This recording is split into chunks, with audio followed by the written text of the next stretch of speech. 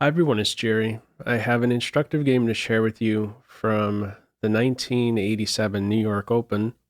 On the white end, 10-year-old Joshua Waitzkin had a USCF rating approaching expert, so nearly 2,000 rated, playing against Edward Frumkin, a national master. All right, opening-wise, we have in open Sicilian 4 knights. From here, bishop e3 is played. Computer doesn't like this. After bishop e3, bishop b4, it's already calling it equal. A top line from here kicks off with the knight capture and e5.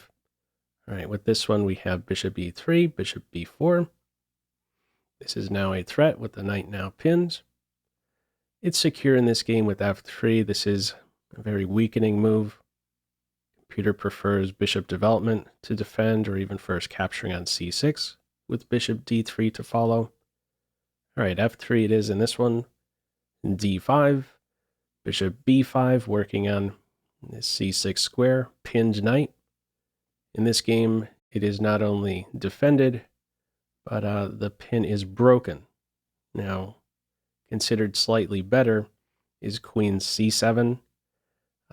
Defending c6, and also you have an eye on this e5 square. You watch out for a possible e5 push. All right, bishop d7 in this one. The computer prefers black at this stage here by just a little bit, around minus 0.3.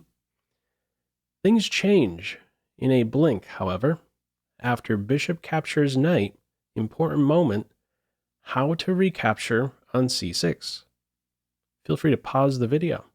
Okay, in the game we have pawn captures bishop. With this decision, the evaluation now turns in white's favor, slightly.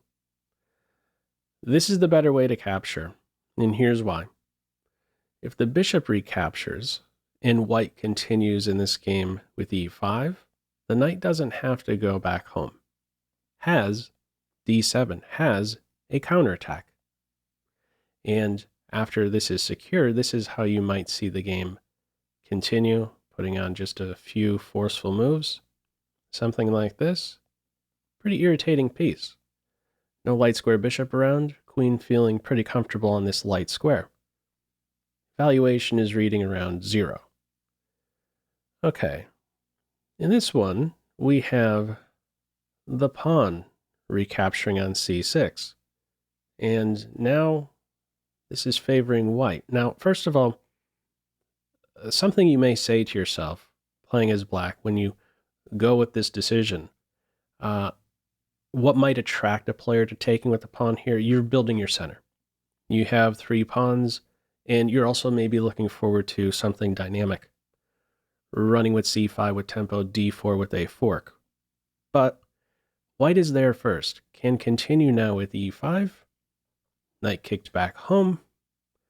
And now there's a question put to the bishop before black can even think about rolling with the pawns. Another pop quiz. What move would you play here? Feel free to pause the video. Okay. The decision here is bishop a5. Computer does not like this. The better way to play it is with bishop e7, as awkward as this may be when you factor in the knight and what options it now has. It only has one that's on the edge. No e7. Do you even want to go here? It's important to keep this bishop around on this diagonal in a spot to fight for control of dark squares on the queenside. c5 is the main one I'm talking about. By playing in this game to a5 and trying to maintain this pin, you're not around controlling this hole on c5, and we're not long off in this game from white sort of having an iron grip over the dark squares on the queenside. It prefers bishop e7, and should white in this position continue with b4, there's ways you can look to undermine this point. a5 is one way. queen c7 with c5, or maybe even c5 straight away. After pawn takes, there's queen c7 first, looking next to possibly capture on c5. It's important to keep the bishop around watching over c5 in this game. In this one, it is bishop a5, gifting white an extremely valuable tempo. We continue here with b4. Bishop backs off. We have nice control over this c5 square with a pawn, a bishop. Eventually, we're going to have a knight, a white knight maneuvering to that square. Another point here, rather than backing off, if you're looking forward to this capture and this idea to smash the queenside structure, these pawns do a good job of holding up these two. There's still going to be a problem for black on the dark squares. If you try to roll in this position with c5, there's knight b3. That pawn is hit twice, defended 0. It's going to have to move again, and black will be conceding the big d4 square. White is in control in such a position. Okay, what we have in this one, no bishop e7, bishop a5, b4, bishop c7, e5 secure, knight e7, and you work into this c5 square. We have castles, knight c5, a5, c3, everything is rock solid. This bishop having a very tough time. Non-factor in this game. From here, knight reposition. There is a square on c4. Same side's castles game, knight b6, queen g4, knight c4, bishop f2, and from here, queen e8. Now, with this bishop backing off to f2, it's really just moments away from connecting with white's furthest advanced pawn, this one here. So it does have control over f6, bishop h4 nearby. Why queen e8 in this position? Why not maybe try to advance and challenge this e5 pawn? It does have two attackers on it. Why not add a third and break it down? Maybe open up this diagonal for the bishop. There's a problem if you play in this way. So rather than queen e8, let's say f6. The problem is that you can take here on e6. And there isn't a way to take advantage of this pin. So for instance, after queen e7, there's knight to f5. And this is a big, big problem. Bishop captures knight. There's knight takes queen with check. So you don't have enough support over e6 to even try for this f6 challenge of the e5 pawn. We have queen e8, rook on f to e1, bishop backs off, bishop eyeing now, f6, black gets out of the pin, king h8, a4.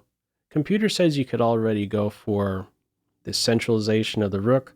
I believe with a4, white doesn't want to have this point be a liability. The knight is around to secure this point. Next up, the rook is ready to be active. All right, from here, bishop b6, rook central, and from here we have bishop captures knight. This is the decisive error. If black plays knight b2 here, this is considered one of the top moves, knight b2 at this point, or maybe first after a capture on b4, knight b2. You could go after, or at least try to go after, this a4 pawn. Not how it is played in this one. Instead, we have bishop captures knight, pawn captures bishop. Huge difference here. The quality of these minor pieces. Follow up knight b2. Pop quiz, how would you continue? Feel free to pause the video. Okay, we have rook e3. Knight captures rook, another pop quiz. What's your move here? Don't move until you see it. Okay. Rather than, before I showed this next move, rather than capturing the rook, computer points out rook g8. Even in that situation, white is still winning. It says preserve the rook. And next up, look forward to doing something on the king side, forming a battery. All right, black clearly missed what Waitzkin here had up his sleeve with the rook lift. After knight captures rook, we now have a forced mate. Did you spot this one?